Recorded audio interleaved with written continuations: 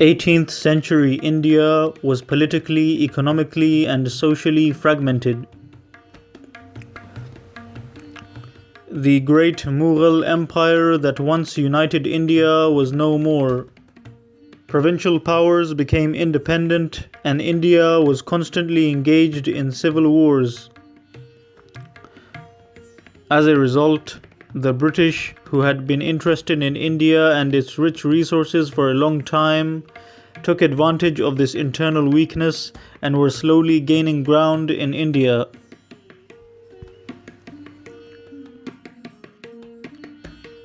During their brutal conquest of the Indian subcontinent, the British Empire faced particularly fierce resistance from the Muslim population. The British found it difficult to control and subdue the Muslim populations living under their control, as the Muslims refused to be ruled by infidels and were motivated by various religious leaders who called on the people to wage holy wars against the British Empire.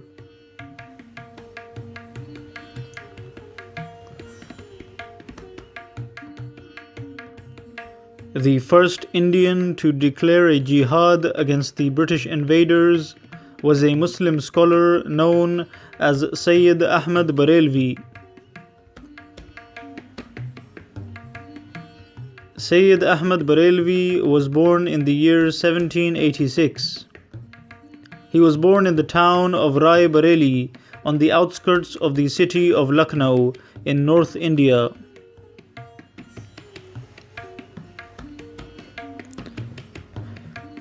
Sayyid Ahmad was born into a highly educated and influential Muslim family, and he became a high-ranking Islamic scholar at a young age. He was well educated in Islamic sciences and literature and was fluent in the Urdu, Arabic, and Persian languages.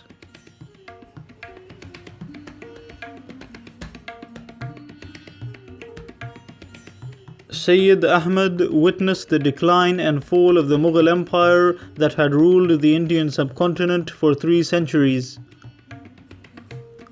He also witnessed the British exploitation and plunder of his homeland.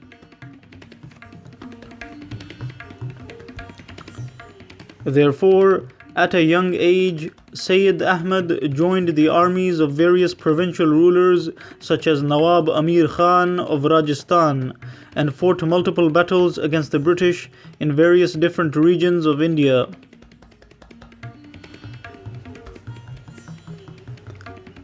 However, these rulers soon began to sign peace treaties with the British after being defeated or receiving money from the British. As a result, more and more Indian provinces came under the direct or indirect rule of the British Empire.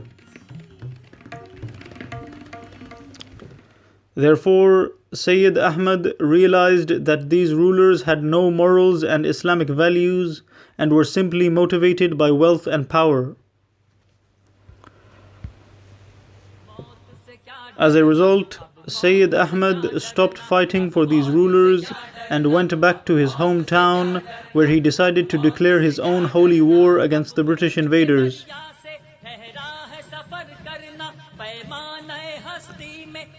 Sayyid Ahmad began giving charismatic speeches in mosques, calling on people to mobilize against the British. He eventually formed his own movement known as the Mujahideen movement, which aimed to reform the moral decadence of Indian Muslim society and expel the British invaders. Sayyid Ahmad and his group of loyal followers traveled across different regions of India in order to gain support for his revivalist movement. He recruited followers, collected donations, gave financial assistance to poor families, built mosques, and preached the importance of uniting and fighting against the British and their puppet rulers.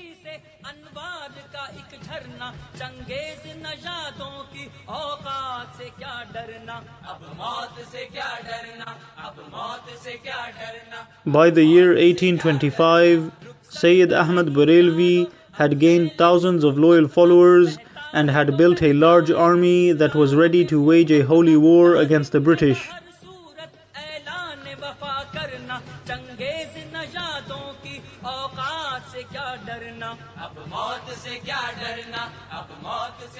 Because of his military experience, Sayyid Ahmad knew that a war against the British would require a well-planned strategy.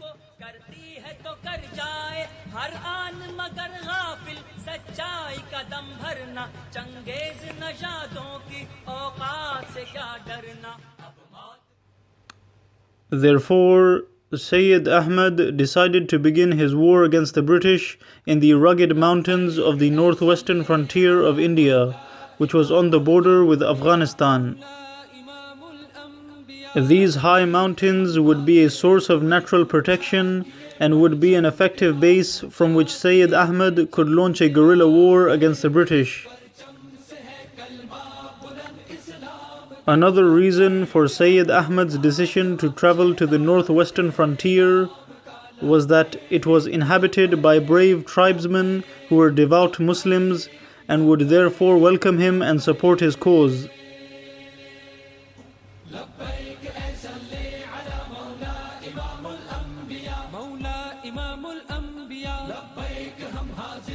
In January 1826, Sayyid Ahmad left North India with his army and began a journey of 3,000 miles through the desert and mountain regions of Rajasthan, Sindh, Balochistan and Afghanistan, where he could not be detected by British authorities. After months of travel, he eventually reached the tribal territory of the northwestern frontier, where he planned to begin his fight against the British Empire.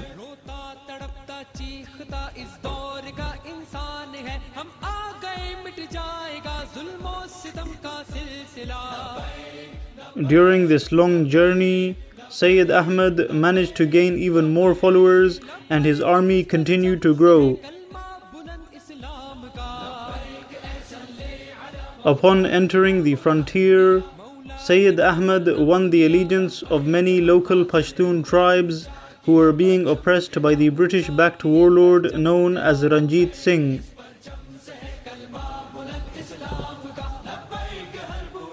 In November 1826, Sayyid Ahmad and his rebel army attacked the army of Ranjit Singh, and within a few months, Sayyid Ahmad liberated the entire northwestern frontier from British rule.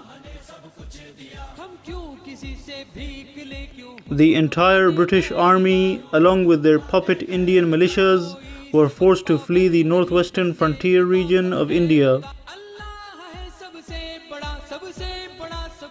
By January 1827, Sayyid Ahmad Barelvi had established an independent Islamic state in the mountains of the northwestern frontier. He abolished the taxes that were imposed by the British and made a series of social reforms. His independent state also established relations with the Kingdom of Afghanistan and various regional kings in India. After establishing his own state, Sayyid Ahmad declared his intention to liberate all of India from British rule. The size of his state continued to grow and grow, and he defeated the British and their puppet rulers in many battles. After many more victories, Sayyid Ahmad's state expanded into the regions of Kashmir and Baltistan. News of these great victories reached all parts of India, and soon many people from all across the subcontinent began to support Sayyid Ahmad's cause.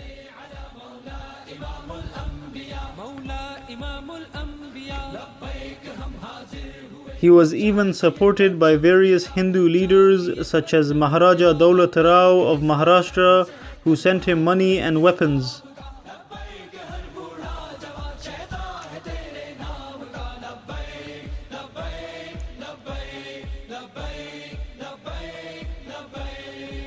In the year 1830, the army of Sayyid Ahmad defeated a large British force and captured the city of Peshawar.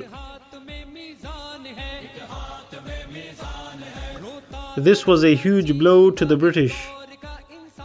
The state of Sayyid Ahmad was now dangerously large, and his army was planning to capture the city of Lahore and the capital of Delhi.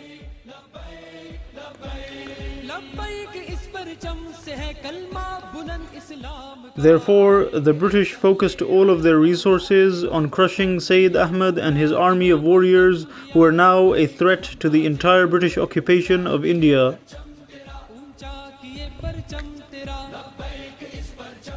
The British also increased the salaries given to puppet Sikh warlords and militias who had been hired to fight Sayyid Ahmad Barelvi.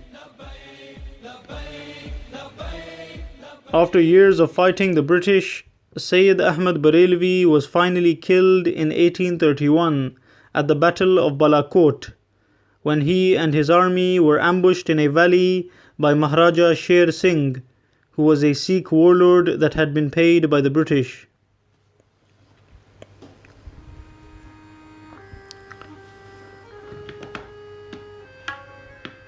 After the death of Sayyid Ahmad Barelvi, his followers took refuge in the rugged barren hills above Peshawar and continued to wage a guerrilla war against the British until the 1860s.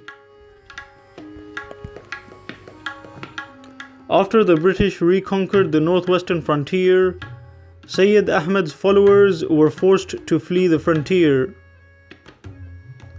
Therefore, they dispersed to various different regions across India, where they continued to wage guerrilla wars against the British.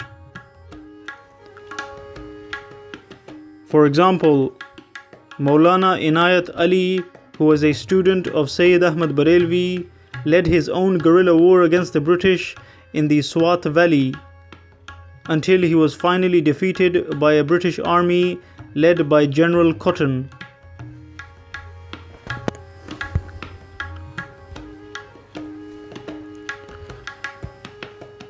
Maulana Abdullah bin Vilayat, who was another student of Sayyid Ahmad, led a separate war against the British in the state of Bihar. Sayyid Ali Titu Mir, who was a Bengali student of Sayyid Ahmad Barelvi, led a guerrilla war against the British in the jungles of West Bengal. He managed to establish his own state and he resisted British rule.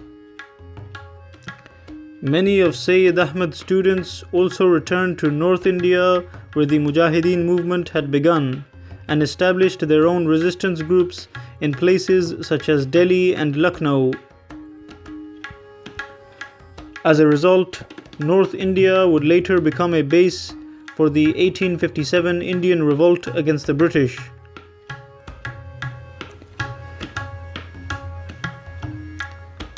Sayyid Ahmad Barelvi laid the foundations for the Muslim resistance against the British rule of India, and was the first Indian Muslim to raise his sword against the British rulers. His effect on the Indian independence movement was long-lasting. Many books have been written about Sayyid Ahmad Barelvi in the Urdu language, such as the famous 2-volume biography of Sayyid Ahmad written by Abul Hasan Ali Nadwi. The legacy of Sayyid Ahmad Barelvi is a legacy of knowledge, bravery, generosity, and sacrifice.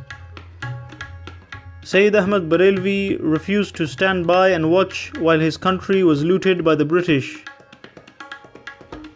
He told Muslims that it was their religious duty to rebel and fight against the British occupiers.